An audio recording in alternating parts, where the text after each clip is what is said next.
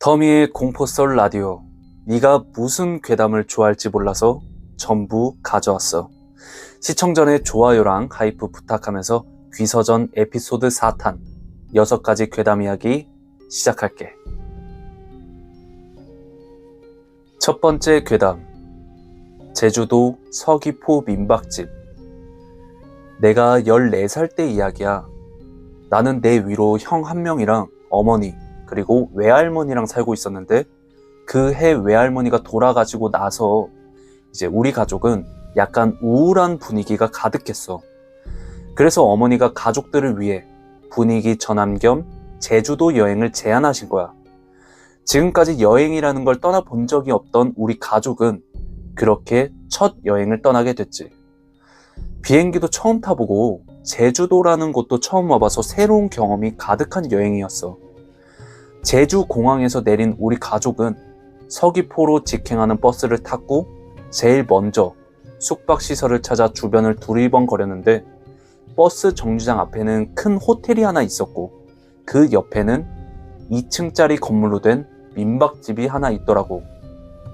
가격도 싸고 취사도 할 수 있다는 민박집 주인 아저씨의 말에 우리 가족은 망설임 없이 그곳에서 투숙하기로 결정했지. 그런데 장마철이라 그런지 아니면 원래 제주도가 비가 많이 오는 건지 그 다음날부터 소나기가 쏟아지는 거야. 그래서 제대로 된 관광은 하지도 못하고 민박집에서 그냥 4일 정도를 보냈어. 거기다가 당시 고등학생이었던 우리 형은 학업이 중요하다면서 육지로 먼저 가버린 거야. 결국 어머니랑 나만 민박집에 묵게 된 거지. 민박집은 당시 장마철이라 그런지 손님이 우리 가족 말고는 한 명도 없었어. 물론 그 민박집이 인기가 없는 곳도 아니었거든. 그리고 나는 2층에 있는 방 하나를 혼자 썼고 어머니는 그 옆에 있는 방을 쓰셨었어. 그렇게 다음날 문제의 날이 찾아왔어. 그날 어머니께서는 저녁 7시에 제주도에 있는 교회에 철야 예배를 드리러 가신 거야. 그리고 새벽 예배도 거기서 드리고 오신다고 하셨지. 주인 아저씨는 1층 카운터 자리를 보시다가 밤이 되면 민박집 건너편에 있는 자기 집에 가서 주무셨어. 그러다 보니까 그 밤은 나 혼자 그 건물에 남겨진 거지. 저녁 무렵부터 비가 다시 내리더니 천둥번개도 치기 시작했어. 나는 그 투니버스에서 하는 만화나 보면서 무료한 시간을 보내고 있었지. 그렇게 시간은 어느덧 10시가 좀 넘어가고 있었는데 텔레비전 채널을 이리저리 둘러보다가 한기가 좀 돌아서 침대에서 나와보니까 바닥에 물이 좀 고여있는 거야. 그래서 창문을 보니까 여닫이 창문이 열려 있더라고. 창문이 좀 불편하게 돼 있었는데 밖으로 몸을 쑥 내밀어서 닫아야 하는 여닫이 창문이었어. 나는 창문을 닫으려고 몸을 밖으로 내민 다음에 양팔을 벌려서 문 손잡이를 잡아 당겼는데 그 덕분에 비를 쫄딱 맞아서 수건으로 바닥에 물기를 닦고 화장실에서 샤워를 하고 나왔지. 그렇게 다시 TV를 재밌게 보고 있었는데 밖에서 삐그덕 삐그덕 하는 사람 발소리가 들리는 거야. 우리 어머니 아니면 민박집 주인 아저씨였겠지. 나는 방문을 열고 복도로 나가봤는데 분명 발소리가 들렸거든? 근데 아무런 인기척이 없는 거야. 복도는 깜깜했고 정수기의 불빛만 보이고 있었어. 때마침 천둥 소리가 들리면서 세찬 바람이 느껴지길래 나는 약간 겁이 나서 다시 방으로 들어와 문을 닫고 고개를 돌려서 방 안을 봤는데 뭔가 다르더라고. 여닫이 창문, 그게 열려 있는 거야. 저게 왜 열려 있지? 나는 별 생각 없이 창문 쪽으로 다가가서 다시 몸을 밖으로 내밀고 창문을 닫기 위해 팔을 벌렸는데 그 순간 부시럭 부스럭 내 밑에서 뭔가 꼬물대는 게 느껴졌어. 그래서 밑을 내려보니까 민박집 외부 담벼락과 민박집 1층 벽에 있는 얼마 넓지 않은 그 좁은 사이에서 웬 검은 물체가 꿈틀대고 있는 거야. 고양인가?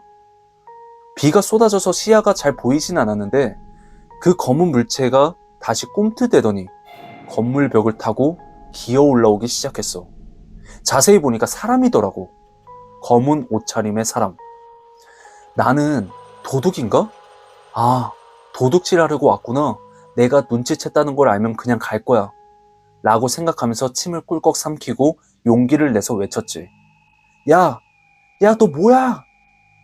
그 순간 그 사람이 고개를 들고 내 눈을 딱 노려보는 거야. 창백한 얼굴에 무표정한 얼굴과 소름 끼치는 눈빛, 그리고 검은 옷소매 밖으로 벽을 짚고 있는 차가운 맨손. 순간 나는 아, 이거 사람 아니다. 이런 생각이 머리를 스쳐 지나가는 동시에 그 귀신은 눈 하나 깜빡이지 않고 나를 노려보면서 빠른 속도로 벽을 기어서 올라오더라고. 나는 너무 놀라서 방문에 등을 기대고 스르르 주저앉고 말았어. 도저히 현실이라고 믿겨지지 않았거든. 내가 미친 건가? 내가 뭘 본 거지? 뭐야, 방금 그건? 도둑이 아니었나? 무슨 일이 벌어지고 있는 거야? 이런 별 생각이 다 들더라고. 그리고 그 와중에도 내 시선은 오직 그 여닫이 창문에만 고정되어 있었어. 비는 계속 들어오고 있었고 그렇게 시간은 흘러갔지. 한 5분이 지나고 나서야 나는 비로소 다시 생각했어. 뭐지? 방금 그 속도라면 벌써 창문에서 나타났어야 하는데?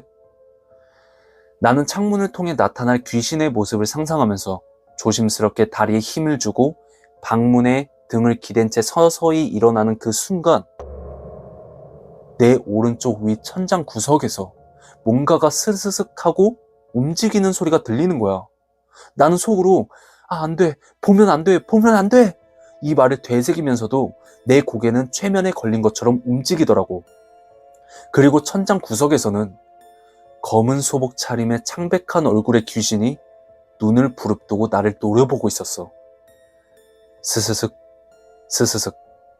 이 소리는 그 귀신의 머리카락이 천장 벽을 타고 방을 퍼져나가고 있던 그 소리였던 거야. 나는 너무 놀라서 다리가 사시나무처럼 떨렸고 도망가야 된다는 생각도 안 들더라고. 그런데 그 순간 분명 그 귀신의 몸통은 천장 구석진 곳에 그대로 있었는데 갑자기 목만 쭉 늘어나더니 내 얼굴, 바로 코 앞까지 오는 거야. 머리카락인지 그 귀신의 손인지 모르겠지만 무언가가 내 목을 조르면서 숨통을 조여왔어. 나는 망설임 없이 눈빛을 보면서 날 죽일 생각이구나 라고 느꼈는데 그때 마침 생각난 게 하나 있었거든. 그건 우리 어머니가 평소 입버릇처럼 달고 사시는 예수님이었어. 사실 나는 종교를 그닥 잘 믿는 편은 아니었거든. 귀신이 눈앞에 있는데 살 수만 있다면 종교의 힘을 못 빌리겠어? 나는 속으로 예수님 도와주세요 이 말을 외치면서 귀신의 얼굴에 주먹을 날렸어. 때렸다는 느낌은 안 들었는데 고기가 이제 구워지는 소리와 함께 무표정하던 귀신의 얼굴이 일그러지더라고. 그리고 목을 조여오던 손과 머리카락도 풀어냈지. 나는 전세가 역전된 것을 느꼈고 다시 한번 예수님을 생각하면서 귀신을 향해 주먹을 날렸어. 그러니까 귀신이 당황해하면서 벽 속으로 사라지더라고. 나는 완전히 의기양양한 상태로 벽을 발로 차고 두드리면서 막 나오라고 외쳤지. 그러다가 문득 눈을 깜빡이고 보니까 침대 위에 내가 누워있는 거야. 몸을 일으켜 보니까 창문 밖으로 아침 햇살이 쏟아지고 있었어. 그리고 교회를 갔다 온 어머니께서는 내게 등을 돌리신 채로 텔레비전 및 서랍에서 뭔가를 찾고 계시더라고. 다행히 내가 본 게 꿈이었던 거지. 나는 어머니한테 다가가서 엄마, 나 꿈에서 귀신 봤는데 내가 이겼다? 라고 자랑했는데 그 순간 어머니가 고개를 들고 날 바라봤거든. 근데 아까 그 귀신인 거야.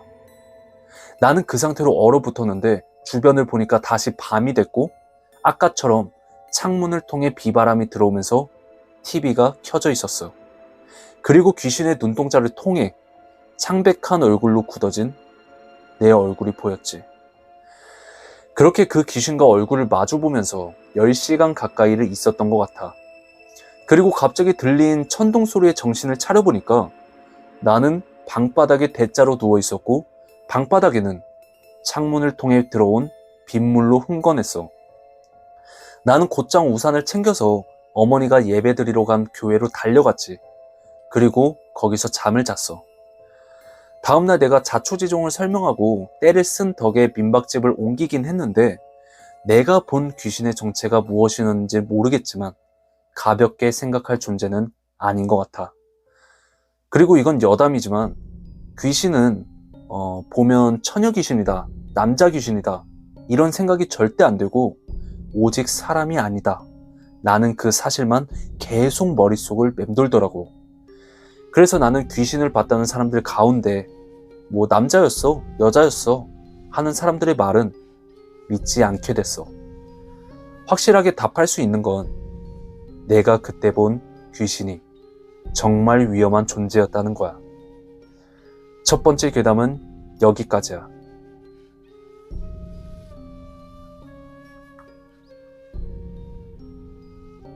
두 번째 괴담, 이상한 여자아이.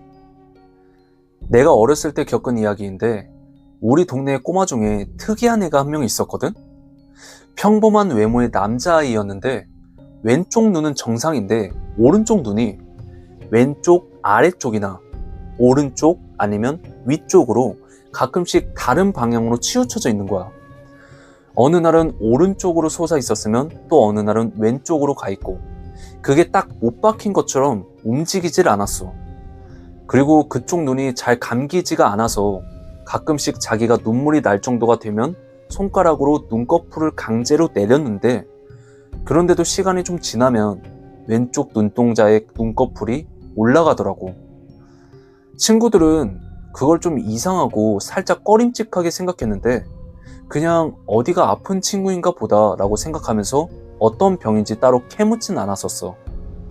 그런데 어느 날 새로 이사온 여자애 한 명이 우리가 노는 무리에 껴서 놀았거든? 놀이터에서 다 같이 두꺼봐 두꺼봐 헌집 줄게 새집 다오 이러면서 놀고 있었는데 갑자기 그 여자애가 눈이 이상한 친구를 지목하면서 이상한 말을 하는 거야. 너는 눈이 왜 그래? 아, 나도 몰라. 야, 너 좀 웃긴 구석이 있다. 너한테 물어본 거 아니야. 귀신아, 이 친구한테 물은 거지. 그 여자아이의 말투는 정말 어린아이의 말투라고는 믿기지 않을 만큼 엄청 싸늘한 말투였어.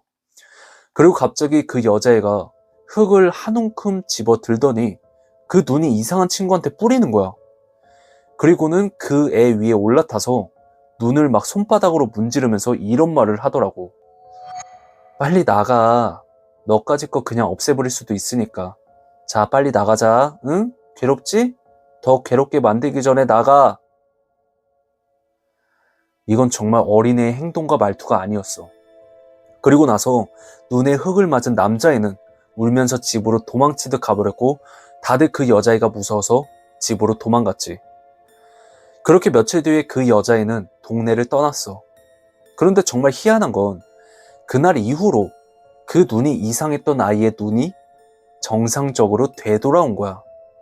그 부모님은 감사 인사라도 하려고 그 여자아이와 부모를 백방으로 소수문했지만 찾을 수가 없었어. 그런데 어느 날 경비 아저씨가 그러시더라고. 애라고요? 아니던데? 20살쯤 돼 보이는 아가씨던데? 나는 아가씨가 왜 애들이랑 흙장난을 하나 했거든. 그 얘기를 듣고 다들 놀랄 수밖에 없었지. 그날 같이 놀았던 모든 애들의 눈에는 그 여자애, 아니 그 여자가 모두 어린애로 보였었거든. 심지어 내 눈에도 그냥 여자아이로 보였었어. 과연 그 여자의 정체는 뭐였을까? 두 번째 괴담은 여기까지야.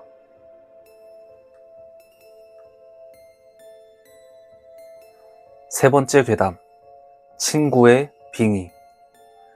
이 이야기는 무서운 걸 둘째치고 좀 교훈이 담긴 공포썰이야. 나한테는 아주 오래된 친구가 있는데 그 친구는 예전에 집도 부유하고 성격도 좋아서 그리고 친구도 많고 누구에게나 사랑받는 여자였어. 외모면 외모, 돈과 권력 모두를 가진 그런 집안의 딸이었고 그러다 보니까 친구의 모든 것을 질시하던 시절도 있었는데 내가 조금 틱틱거려도 그 친구는 늘 웃는 얼굴로 나를 다정하고 따뜻하게 대해줬었어. 그런 내가 그 친구에게만큼은 모든 것을 내려놓게 된 계기가 있었는데 내가 공무원 시험을 준비하면서 편의점 알바도 병행할 때였거든. 나는 그때 창문도 없는 한 평짜리 고시원에서 힘들게 살고 있었어. 돈이 없어서 밥을 굶을 때도 있었고 차비가 아까워서 학원까지 걸어가는 바람에 사람들한테 땀 냄새를 풍겨서 욕을 듣기도 했지. 그런데 어느 날 내가 편의점 알바를 하고 나서 새벽에 고시원 방에 들어갔는데 어떻게 된 건지 방문이 잠겨서 안 열리는 거야. 그리고 잠시 후에 고시원 주인이 오더니 어떤 친구가 와서 내 방을 창문 있는 방으로 바꿔줬다고 하더라고. 그리고 방세 1년치를 미리 선불로 내고 갔다는 거야. 그날 피곤하기도 하고 너무 화가 나서 전화를 했지. 네가 뭔데 멋대로 남의 방을 바꾸냐고 한참 동안 분노를 쏟아냈어. 근데 친구는 웃으면서 미안하다고 주말에 맛있는 거 사준다면서 웃기만 하더라고. 그리고 나는 그날 바뀐 나의 방에 가서 펑펑 울고 말았어. 바뀐 방에는 창문이 있었고 방의 평수도 컸고 작은 냉장고까지 있었는데 냉장고 안에는 음료수와 음식이 가득 차 있었고 책상 위에는 내가 좋아하는 과자와 빵이 한가득 몇 봉지나 쌓여 있었거든. 그리고 작은 메모와 함께 교통카드가 있었어. 이거 보고 힘냈으면 좋겠어. 내가 멋대로 해서 미안해 친구야. 그리고 교통카드에 10만원 충전해 놨으니까 꼭 차 타고 다녀. 그때부터 나는 친구에 대한 질투를 완전히 내려놓게 된 계기가 되었고 나는 그해 공무원 시험에 합격했어. 그리고 그 친구가 거지 같던 나한테 합격을 축하한다면서 명품백과 정장 구두까지 선물해 준 거야. 나는 정말 나한테 이런 복권 같은 친구가 있구나 라고 생각하면서 진심으로 행복했지. 그런데 몇 년 후 친구의 아버지가 매스컴에 오르내리면서 친구의 집안이 완전히 기울었고 속된 말로 망하고 말았어. 그리고 그렇게 맑았던 친구는 점점 어둡게 변해갔고 극심한 우울증까지 생긴 거야.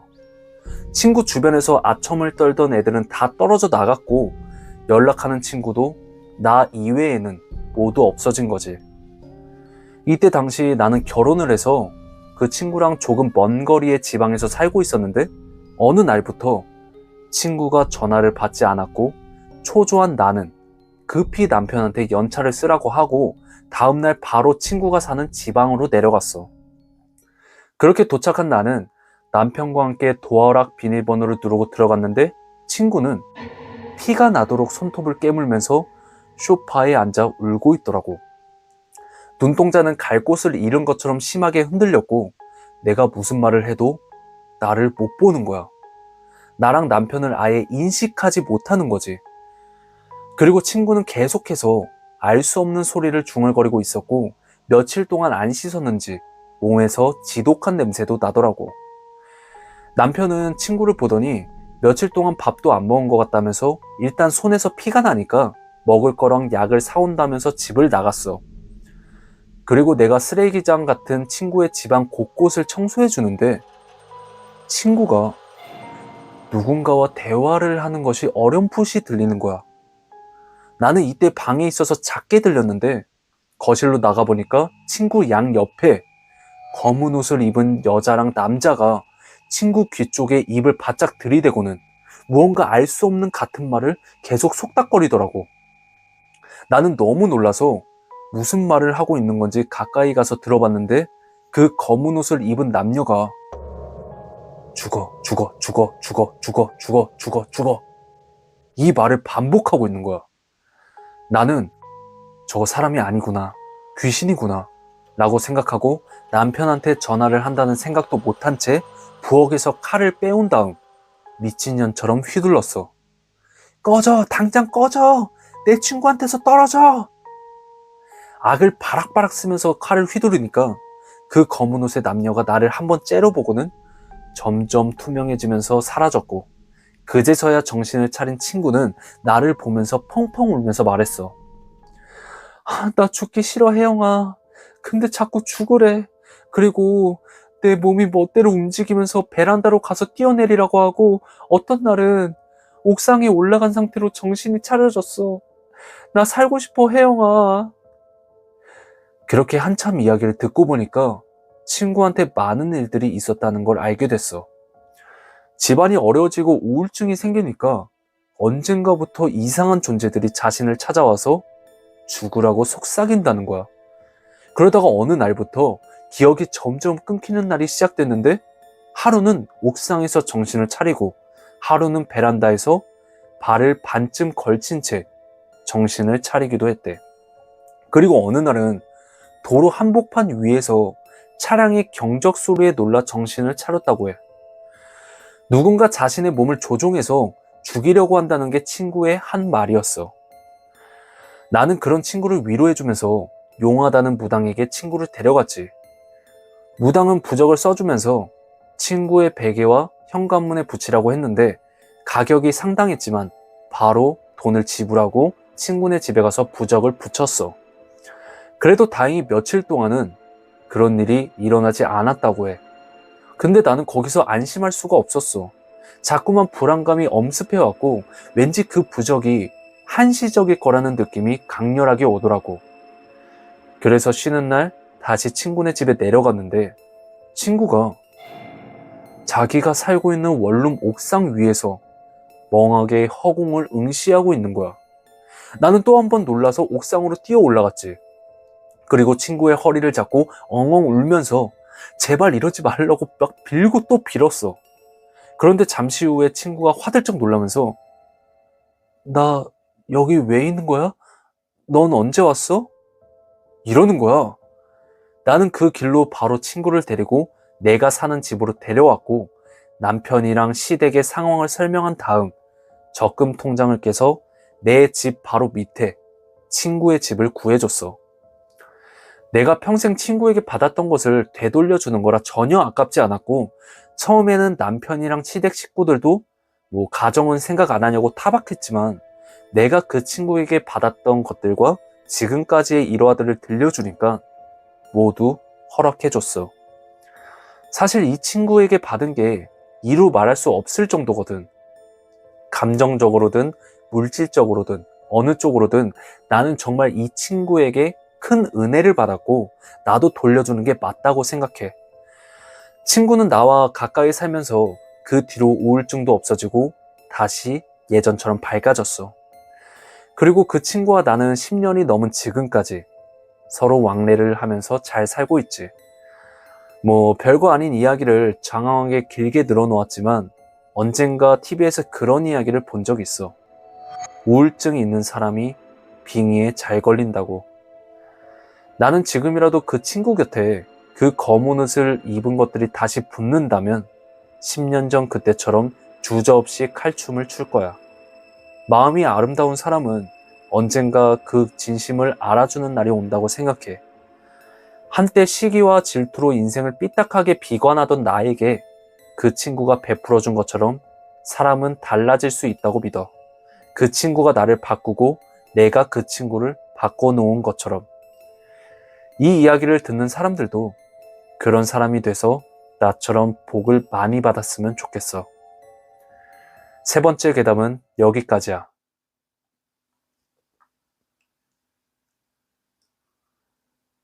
네 번째 괴담, 빈방의 손님. 이번 이야기는 일본 괴담이야. 우리 집에는 아무것도 없고 누구도 쓰지 않는 빈방이 하나 있는데 부모님은 날 그 방에 절대로 못 들어가게 하는 거야. 왜 못 들어가게 하는지 이유를 물어봐도 조용히 하라는 꾸중만 들을 뿐이었어. 그 방은 늘 자물쇠를 채워놓았는데 특이하게 1년 중 어느 단 하루만 문을 열어놨거든. 그날이 되면 할아버지가 2시간 일찍 저녁 식사를 먹자고 하셨고 집안의 모든 불을 끄고 온 가족이 강제로 일찍 잠을 자게 했어. 왜 그러는 건지 아무도 나한테 설명해 주지 않았고 늘 그래왔듯이 물어보는 건 금기였지. 그렇게 사춘기가 된 나는 그 방에 대한 호기심이 머릿속에 가득 차 있었어. 그러던 1년 중 어느 날, 결국 그날이 온 거야. 역시 할아버지는 깨끗한 옷으로 갈아입고 아버지한테 열쇠를 가져오라고 하셨어. 아버지는 열쇠를 가져오셨고 할아버지는 열쇠를 받아서 문에 자물쇠를 풀고 방문을 열었지. 그리고는 이상한 종이들을 바닥에 붙여놓았고 아버지는 향을 가져와서 향로에 불을 피우고는 향을 몇 개 꽂아 넣으시더라고. 그리고 잠시 후에 입구가 봉인된 커다란 단지를 안에 들여다 놓았는데 그 단지를 볼 때마다 소름이 끼치는 거야. 근데 나는 궁금한 게 많았지만 물어볼 수 없었어. 역시 그날도 평소보다 저녁을 일찍 먹은 우리 가족은 모든 불을 끄고 잠자리에 들었지. 근데 나는 호기심에 못 이겨서 잠자는 척 연기를 했고 결국 새벽에 몰래 눈을 떴어. 그리고 조용히 복도로 나갔는데 귀에 이상한 소리가 들리는 거야. 그 이상한 소리는 잠겨있는 복도 끝방에서 나는 소리였어. 여러 사람들이 이상한 말을 중얼거리는데 그 소리는 예민한 내 귀에 더욱 크게 들리더라고. 나는 귀를 기울이고 발소리가 나지 않게 천천히 그 방으로 다가갔지. 한 걸음, 두 걸음, 세 걸음. 심장이 요동쳤지만 가까스로 진정시킨 채 그 방 앞까지 당도할 수 있었어. 그리고 그 방에 켜놓은 화로로 인해 내부에 누군가 있는 게 보이더라고. 나는 궁금증을 참지 못하고 방문을 활짝 열어봤는데 방 너머에 있는 것들을 보고 충격을 받아서 바닥에 주저앉고 말았어. 방 안에는 할아버지와 할머니 그리고 어머니랑 아버지가 서 있었고 향로 앞에 사진이 하나 있었거든. 근데 그게 내 얼굴인 거야. 그리고 그 커다란 단지 안에서 울음소리 같은 게 들려오더라고. 나는 순간 소름이 끼쳤고 거북한 느낌에 머리가 어지러웠어. 도대체 우리 가족은 무엇을 하고 있는 걸까? 나는 궁금해서 부모님을 보면서 말했지. 엄마, 아빠, 이게 다 뭐야? 그런데 그때 갑자기 할머니가 소리를 지르면서 안 돼! 우리 아가 어떻게 지켜온 비밀인데 안 돼! 절대 안 돼! 이러시는 거야. 그리고 내 뒤에 누가 서 있는 게 느껴져서 뒤를 돌아봤더니 도깨비 가면을 쓴 남자 2명이 커다란 칼을 들고 나를 쳐다보고 있더라고. 어느새 내 몸은 쇠사슬로 묶여 있었고 그들은 나를 집 밖으로 천천히 끌고 나가기 시작했어. 그리고 나는 끌려 나가면서 방바닥에 앉아있는 어떤 아이를 봤거든? 근데 몸은 분명히 나인데 내 얼굴이 아닌 거야. 그래서 나는 나를 끌고 가고 있는 존재들한테 이게 도대체 무슨 일이냐고 물어보니까 도깨비 가면을 쓴 남자가 한숨을 쉬더니 말하더라고. 너도 이제 느껴지는 게 있겠지. 넌 이미 몇 년 전에 죽었다. 하지만 너희 부모가 다른 집의 아이를 납치해서 다른 아이의 영을 죽이고 너의 영을 집어넣었지. 하지만 그런 몸은 1년이 지나면 더 이상 버티지 못한다. 매년 그렇게 너희 가족은 다른 집의 아이를 납치해서 죽이고 너의 영혼을 옮기는 일을 반복해왔던 거다. 저 단지 안에는 너가 갈아탈 몸이 들어있다. 너의 가족은 음양사 집안으로 너의 죽음을 은폐하고 남을 계속해서 희생시켰다. 너에게는 죄가 없으나 이제 너를 끌고 가서 너의 가족이 저지르는 악행을 끊어내겠다. 자, 이제 그만 가자. 먼 길을 가야 한다. 생각해보니까 우리 집안에는 거울이 없었어. 그리고 부모님은 날 밖으로 나가지 못하게 했지. 우리 집 안은 늘 깜깜하게 해놓았는데 그때서야 집안 어른들의 모든 행동들이 이해가 가더라고. 나는 울부짖으면서 왜 그랬어요? 도대체 왜 그랬어요? 라고 소리를 질렀지만 나의 외침에도 가족들은 비통해하며 나를 쳐다볼 뿐이었고 나는 깜깜한 어둠 속으로 빨려 들어갔어. 4번째 괴담은 여기까지야.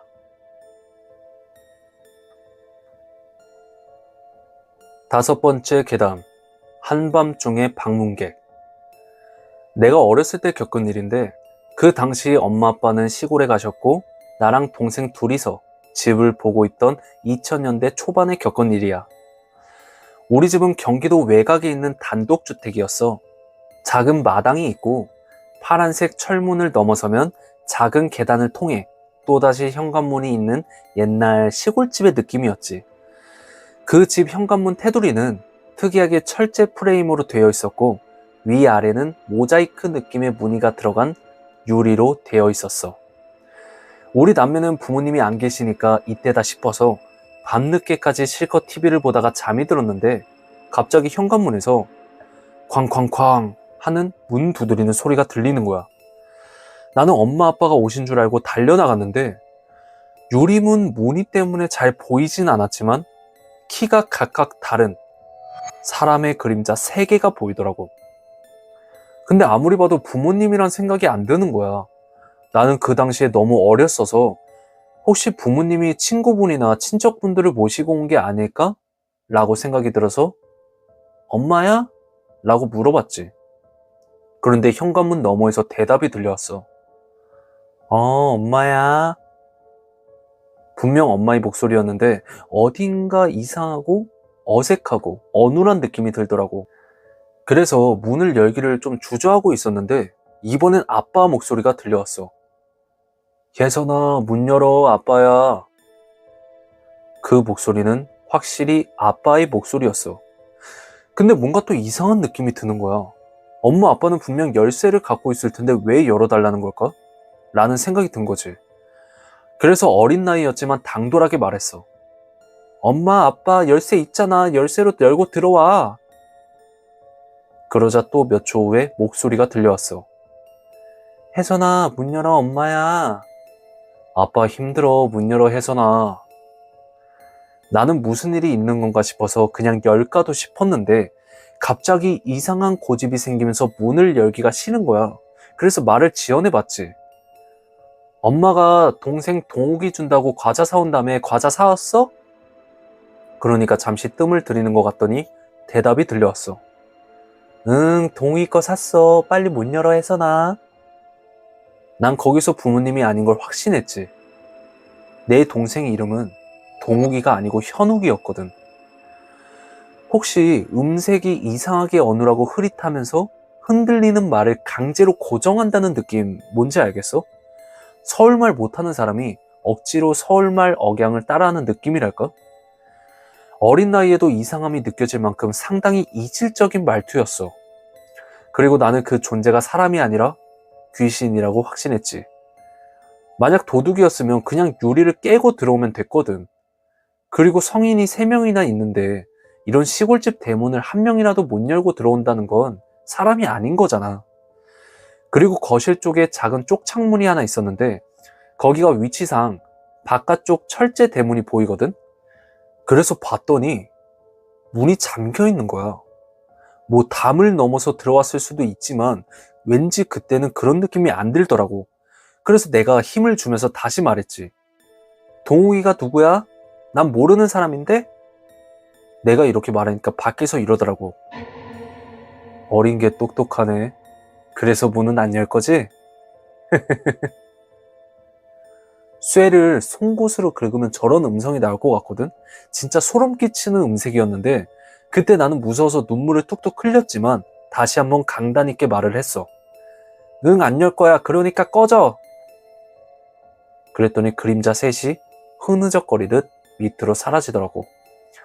그리고 그때 기절했던 것 같은데 일어나 보니까 엄마 아빠가 와 계셨고 이상하게 그날 겪었던 일이 전혀 기억이 안 나는 거야.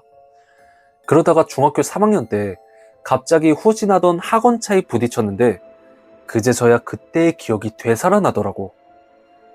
그때 그것들은 귀신이었을까? 그리고 귀신이었다면 어떻게 내 기억을 지웠던 걸까? 그리고 이 이야기를 부모님께 다시 말했더니 처음 듣는 이야기라고 하시더라고. 분명 기절하고 깼을 때 모든 이야기를 들려줬었거든. 도대체 나는 무슨 일을 겪었던 걸까? 5번째 괴담은 여기까지야.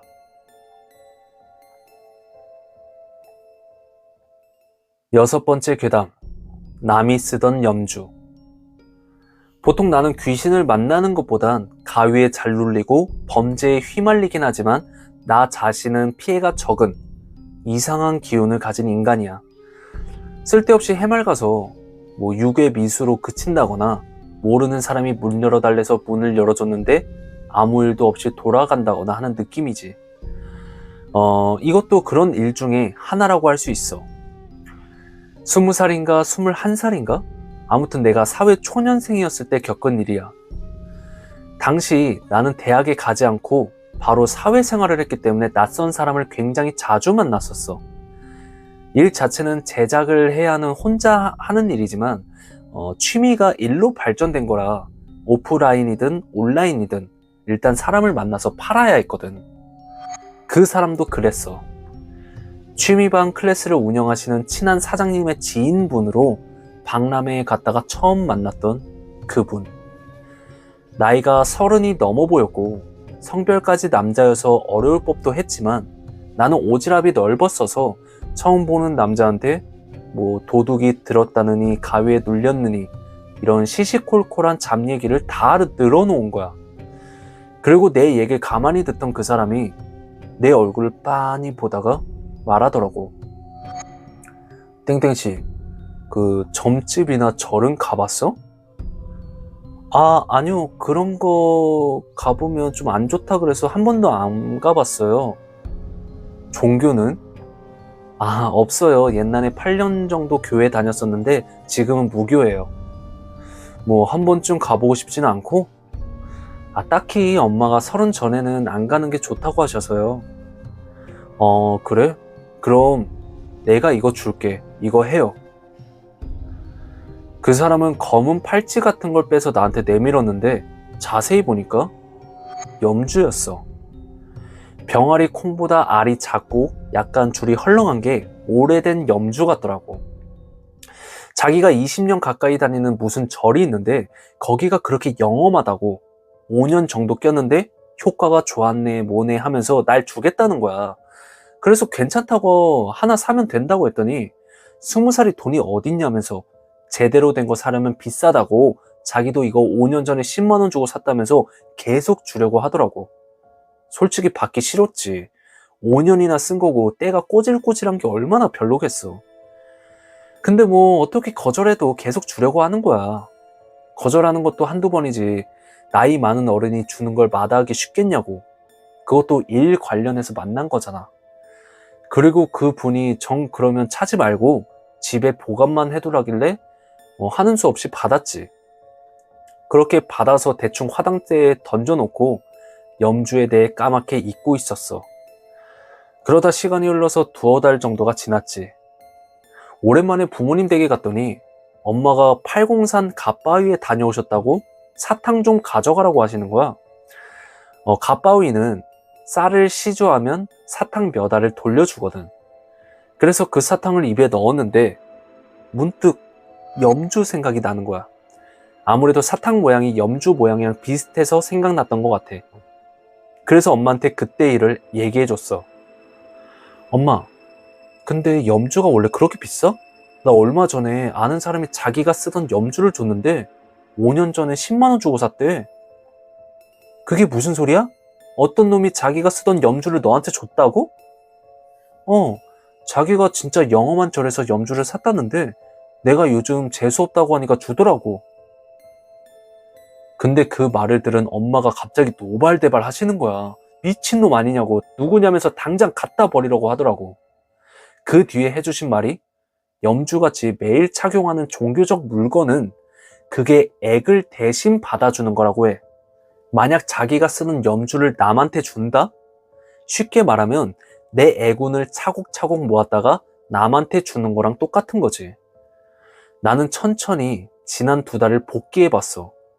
크게 기억에 남는 일이 그냥 자전거에 한번 치여서 넘어지고 핸드폰이랑 가방 한번 잃어버린 정도라 염주랑 상관이 없는 것 같긴 한데 왜 이렇게 기분이 이상한지 모르겠어. 그 사람이 계획적으로 했다고는 생각 안 하지만 정말 몰랐을까? 싶은 생각은 들더라고. 주기적으로 다니는 절이 있고 염주에 10만 원이나 쏟는다는 사람이 정말 그런 속설을 몰랐을까? 엄마가 아니었다면 계속 몰랐을 테니까 나중에 들켜서 얼굴 붉힐 일도 없을 거잖아. 그리고 전에 10년짜리 염주를 받았다는 사람은 어떻게 살고 있을까? 나는 그 후로 염주를 버렸고 그런 종교적인 물건을 두 번 다시 받지 않아. 오늘 이야기는 여기까지야. 콜청자들이 겪은 이런 무서운 경험이 있으면 이메일로 제보 부탁할게. 마지막으로 좋아요랑 하이프 부탁하면서 다음 시간에 더 무서운 이야기로 찾아올게.